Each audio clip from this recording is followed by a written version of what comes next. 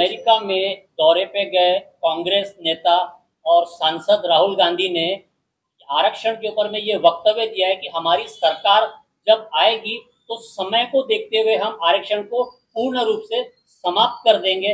ऐसे में आपकी पार्टी का क्या स्टैंड रहेगा? मुझे लगता है कि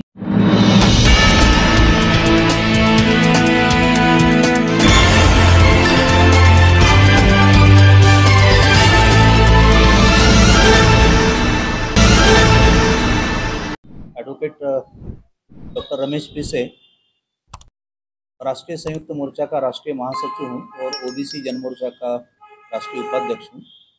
ये जो 15 तारीख को राष्ट्रीय आरक्षण परिषद नागपुर में होने जा रही है जवाहर विद्यार्थी गृह में, ये काफ़ी मायने रखती है।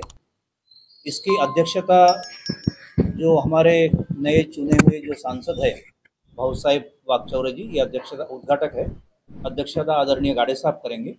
और प्रमुख वक्ता के तौर पे जो सुप्रीम कोर्ट के नामी अधिवक्ता है श्रेयस गच्छे जी, ये है, काफ़ी लोग उसमें उपस्थित है।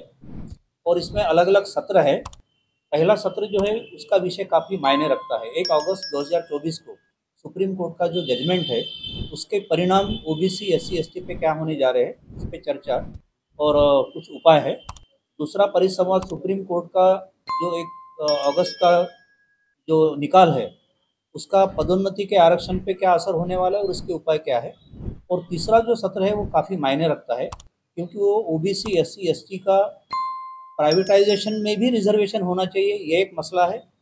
जो बढ़ती हुई बेरोजगारी और महंगाई है और पूरा जो युवा वर्ग है वो फ्रस्ट्रेट है, तो वो नई आशा लेके बैठा है, तो उसके बारे में एक खुला सत्र है वो। और बाद में समारोपीय सत्र में आदरणीय रंजीत मेश्राम जी और बबन राव घोलप जी अपनी बातें रखेंगे, जो माजी समाज कल्याण मंत्री थे। तो ऐसा ये 15 तारीख का एक विशेष परिसंवाद है।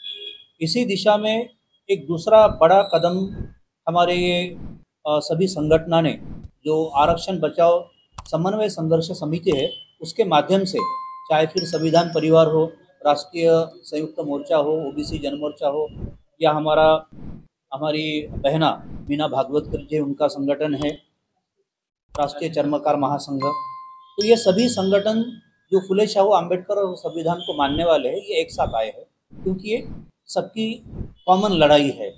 उसी दिशा में ये पूरे महाराष्ट्र में और महाराष्ट्र की आवाज़ दिल्ली तक जाए, इसलिए हमने एक आरक्षण बचाओ रैली, जो पुणे करार दिन जो है 24 सितंबर, उसके परिवेश में 24 सितंबर से ये रैली शुरू होंगी संविधान चौक नागपुर से, और उसका समापन 3 अक्टूबर को आज़ाद मैदान में होगा। तो ये जो पूरा जो हमारा मैसेज है और आने वाला जो विशेष जो सैलाब है 2024 के महाराष्ट्र के इलेक्शन के बारे में, तो उसकी रणनीति भी हम तय करने जा रहे हैं। क्योंकि अच्छी दुनिया के हमारे प्यारे मित्र, उन्होंने एक सवाल थोड़ी देर पहले किया था, मैं उस दिशा में थोड़ा सा अपना उत्तर भी देना चाहता हूँ। एक सवाल मैं रिपीट करता हूँ। अमेरिका में दौरे पे गए कांग्रेस नेता और सांसद राहुल गांधी ने आरक्षण के ऊपर में ये वक्तव्य दिया है कि हमारी सरकार जब आएगी तो समय को देखते हुए हम आरक्षण को पूर्ण रूप से समाप्त कर देंगे। ऐसे में आपकी पार्टी का क्या स्टैंड रहेगा? मुझे लगता है कि जब तक इस देश में जाति भेद है, जातियां है, तब तक ये आरक्षण रहेगा ही रहेगा।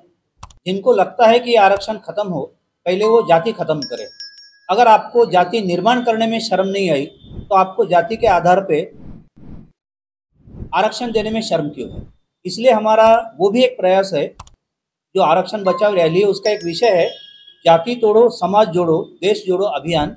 ये उसी का मसला है। राहुल गांधी जी ने जो बयान किया है वो उनके पेट की बात मुंह पे आ गई, गलती से वो सच्ची बात बयान कर गए हैं। राहुल गांधी हो या कांग्रेस हो, कभी भी आरक्षण के समर्थन में थी ही नहीं, जनगणना के समर्थन में थी ही नहीं। अगर बाबा साहब नहीं होते तो ओबीसी SC ST माइनॉरिटी को जो मानवाधिकार और जो समानता मिल रही वो मिल ही नहीं पाती। उनके जहन में बाबा साहब के संविधान की बात कतई नहीं है। कांग्रेस वही कह रही है जो बीजेपी खुले ढंग से कर रही है, कांग्रेस छुपे ढंग से कर रही है। और बाबा साहब ने कहा था कि कांग्रेस तो ये जलता घर है, उसके आसपास में भी आप मत जाओ। और कांग्रेस की इस नीति के ऊपर और बीजेपी की नीति के ऊपर बाबा साहब के परम विचारों के चहेते अनुयायी मान्यवर कांशीराम साहब ने भी ये कहा था कि एक सापनाथ है तो दूसरा नागनाथ है।